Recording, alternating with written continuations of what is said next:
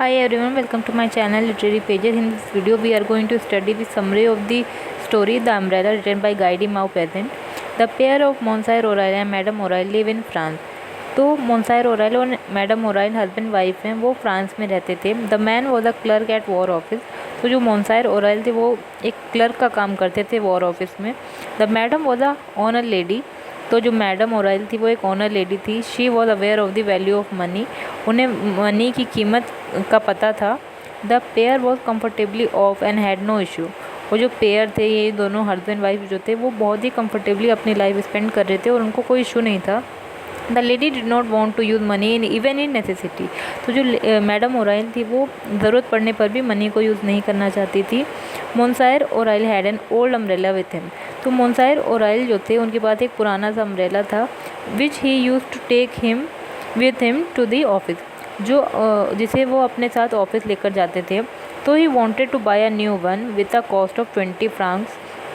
तो इसीलिए मोंसायर ओराइल एक न्यू अम्ब्रेला ख़रीदना चाहते थे जिसकी कॉस्ट 20 फ्रांक्स होनी चाहिए थी. In a very hard way he could manage his wife to buy the same. तो उन्होंने बहुत ज़्यादा कन्विंस करने के बाद अपनी वाइफ को रेडी किया कि वो उन्हें एक नया अम्ब्रेला ख़रीद के दे. Taking this new silk umbrella he went to his job. तो इस न्यू सिल्क अम्ब्रेला को लेकर वो अपनी जॉब पर गए. When he returned back, जब वो वापस आए, the wife saw that there was a hole in the umbrella. तब उनकी वाइफ ने ये देखा कि अम्ब्रेला में एक होल है.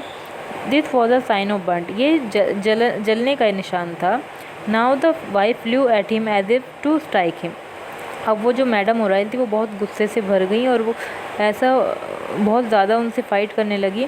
But the man knew nothing about the hole. लेकिन मोंसायर ओराइल को तो उस होल के बारे में पता ही नहीं था. He could not understand how it happen. वो समझ ही नहीं पा रहे थे कि ये कैसे हुआ. The umbrella was a रूइन, a hopeless रूइन. Umbrella जो था वो पूरी तरह से ख़राब हो चुका था, पूरी तरीके से. Now he should never have another umbrella. अब उन्हें न्यू अम्ब्रेला कभी नहीं मिलेगा. As for buying a new umbrella was out of question. अब न्यू अम्ब्रेला की ख़रीदने की बात तो बिल्कुल ही आउट ऑफ क्वेश्चन थी. Now they had an inspiration from a friend. अब उन्हें उनकी एक फ्रेंड से इंस्पिरेशन मिली of their to have an insurance. उनके फ्रेंड ने उन्हें सजेस्ट किया कि वो इंश्योरेंस कंपनी में जाएं और कॉम्पनसेशन लें.